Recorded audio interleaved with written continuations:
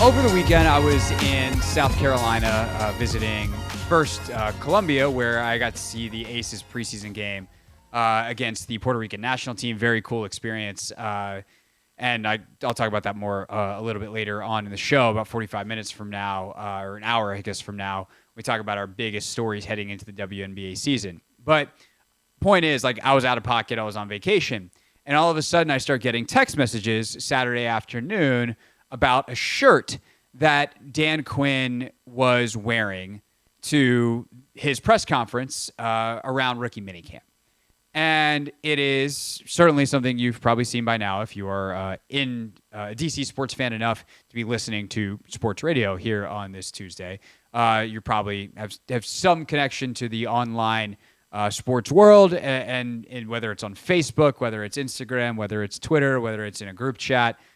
Someone has sent you the picture of Dan Quinn wearing a shirt that says Commanders and the feathers from a native headdress that used to adorn the side of the old team logo. And my first thought was, this is very stupid. Why would he do this? But really, I don't have a lot of thoughts beyond that. And this comes from someone who staunchly defended the decision to change the name because they should have.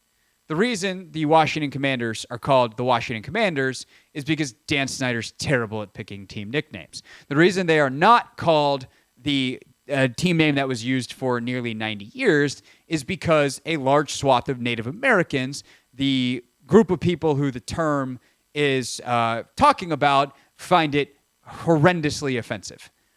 Some say it's the equivalent to the N-word for black people or whatever other racial slur that you would like. Obviously, that is not a universally held opinion. That is not something because it's not something that's universal, because there are thousands of Native American tribes, and they are all separate and different entities with different languages and different relations to modern American life and the U.S. government and any litany of factors that are far too complicated, convoluted, and complex to try to break down with any intelligence, both with my level of expertise on said subjects and on a sports radio show. But point is, there's a large group of Native Americans who find the term offensive, who find the term racist, and you just don't need that to be your team name. It's really that simple. You can find something that brings a group of people together that is completely non-controversial for those reasons. And if your team name is controversial because a lot of people think it's stupid and seemingly the best abbreviation is commies, that is far better than the reasons why the previous team name was divisive.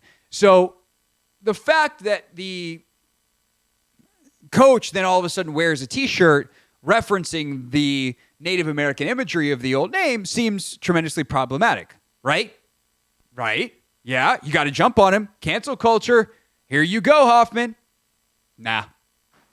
It's a silly mistake by Dan Quinn.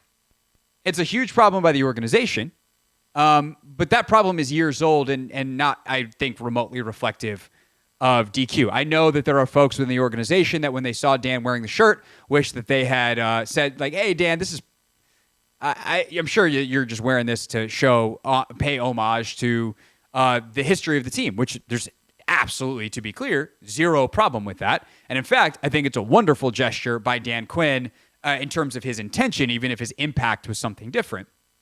But that's not the way you should do it. We'll get you a Joe Gibbs shirt. We'll get you a Hog shirt. We'll make you a Darryl Green shirt. Like, we'll find ways to do this. Don't do that. And there are folks that wish that they would have said something to Dan just to kind of save Dan the controversy and save the organization the controversy. But the problem is not new in that the organization, in an effort to try not to offend anybody, to remain neutral, to continue to wink and nod to the fans who desperately want the old name to come back, even though everybody, including Josh Harris, has said it's not going to happen.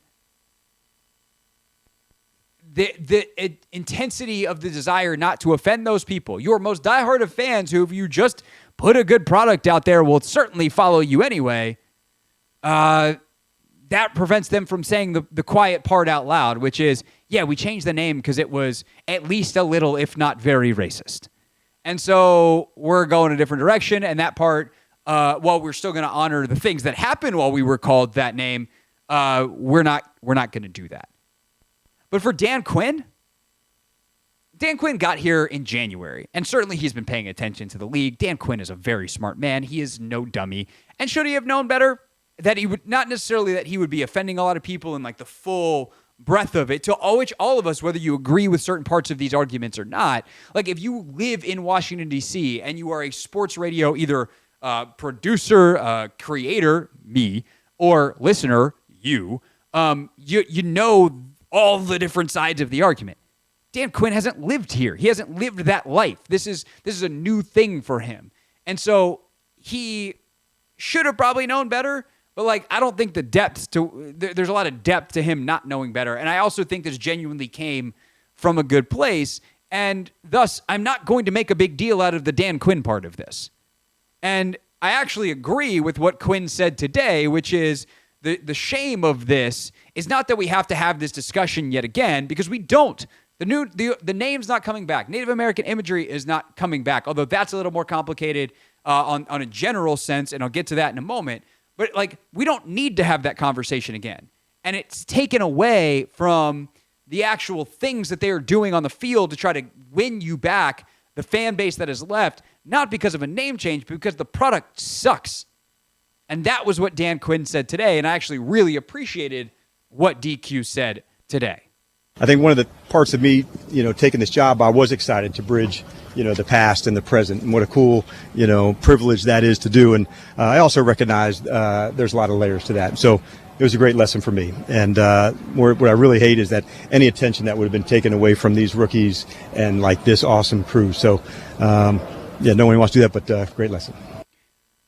Humility, grace goes a long way. And those are two words that have not been associated with this organization for a long time. And frankly, had they been led by people with humility and grace over the last 2.5 decades prior to the people who are currently in charge, who I think actually, like, even Josh Harris, who is a ruthless private equity billionaire, has bounds more humility and grace than the previous dude who owned the team and the previous people that owned it. Jason Wright, who has at times stepped in it in a major way because he wants to be really defensive of Carson Wentz or whatever things that Jason has done over the years that have been very public, large, and forward-facing. Jason's still got a lot more humility and a lot more grace. And I know this because I've talked to him about some of these things, and he's like, yeah, I definitely wish I would have handled that differently. And like the ability to look at yourself and be like, yep, nope, learned a lesson here. Got it, cool, good. And keep things moving is how you win people over. It's how you prevent things from blowing up into gigantic national stories and things blow over a lot quicker. And so, like, am I talking about this today because it's a local story and it's a big deal and Dan addressed it? Yeah. But am I going to talk about it tomorrow? No. Am I going to talk about it ever again unless Dan does something similarly, careless? No, because like if you do stuff that's careless multiple times, and the story is the carelessness, that or you were lying and you were sinister and you were actually trying to do something different all along. And I don't think that's who Dan Quinn is. I think Dan was trying to do exactly what he said.